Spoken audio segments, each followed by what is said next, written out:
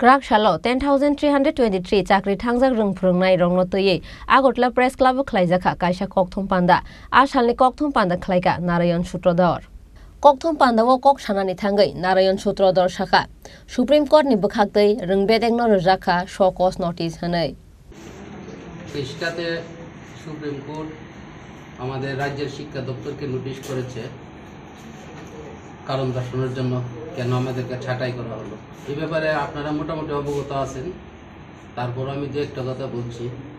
এই যে এখন যে নোটিশটা করেছে এর পূর্বের ইতিহাসটা হলো আমরা প্রথমে সুপ্রিম কোর্টে একটা কন্টেম্প পিটিশন করেছিলাম এটার মেইন পিটিশনার আমি নারায়ণ সূত্রধর জিটি শিক্ষক তার পরিপ্রেক্ষিতে কেসটা দুইবার হিয়ারিং হয় তারপরে আমাদেরকে একটা রেমেডি দেওয়া হয় বলা হয় যে তোমাদের কাছে আইনের দরজা খোলা আছে তোমরা সেটা কাজে লাগাইতে পারো তখন আমরা সুপ্রিম কোর্টে আরেকটা কেস করি সেটা শোনার পর সুপ্রিম কোর্ট আমাদেরকে লিবার্টি দিয়ে হাইকোর্টে পাঠিয়ে দেয় যখন হাইকোর্টে কেসটা উঠে ওই দিন একটা ফুল বেঞ্চের একটা হিয়ারিং ছিল তো ওই ফুল বেঞ্চের হিয়ারিংটা আগে হয় আমরা আবেদন করেছিলাম যেন যেহেতু আমাদের কেসটা সুপ্রিম কোর্ট থেকে পাঠিয়েছি লিবার্টি দিয়ে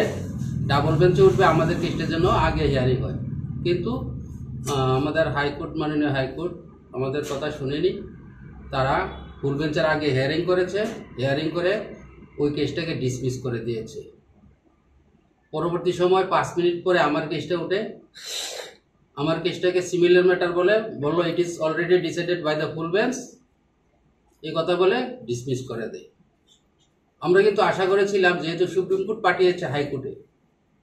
অত হাইকোর্ট আমাদের কথাটা মনোযোগ দিয়ে শুনবে তাই আমরা কি করলাম ওকে চ্যালেঞ্জ জানিয়ে সুপ্রিম কোর্টে কেসটা আবার সাবমিট করলাম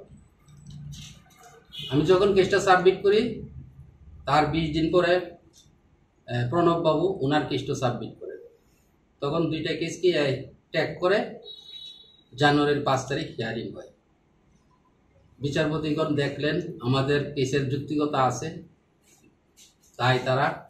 জিনিসটাকে আরো ডিটেল শোনার জন্য আরেকটা ডেট নির্ধারণ করলেন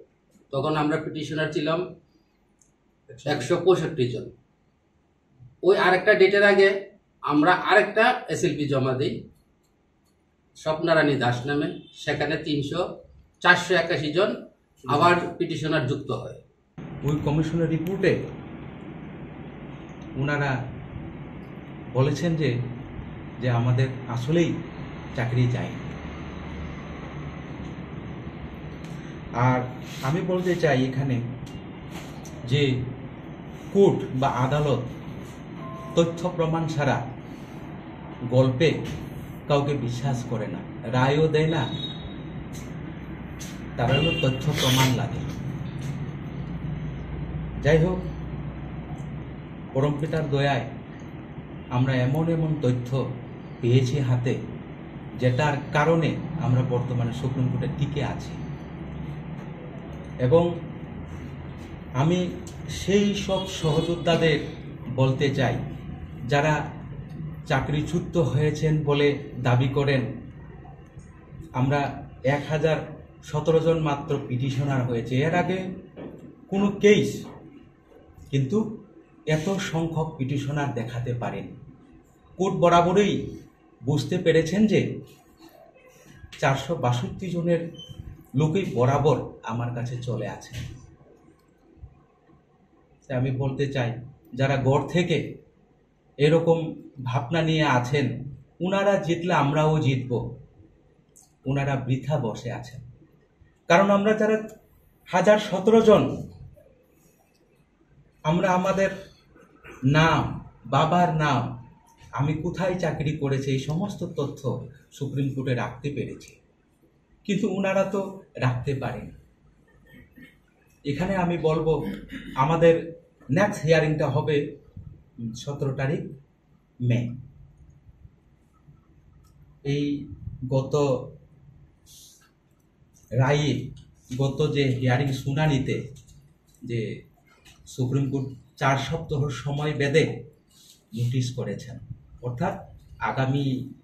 17 মে আমাদের নেক্সট হিয়ারিং হবে আমরা সেই হিয়ারিংয়ের আগে যদি কেউ চায় যে আমাদের সাথে যুক্ত হতে, তাহলে এখানে শ্রদ্ধেয় শিক্ষক নারায়ণ বাবু আছেন, এখানে শ্রদ্ধেয় শিক্ষক সুমন স্যার আছেন, আরও বিভিন্ন জায়গাতে যেমন শামসুদ্দিন স্যার আছেন নটের। আমাদের 8টা ডিস্ট্রিক্টে এরকম ভাগ ভাগ করে লুক রাখা আছে। রাজখর আগলিনি সিমি প্রণবনি ককথুম চিনি খরাং।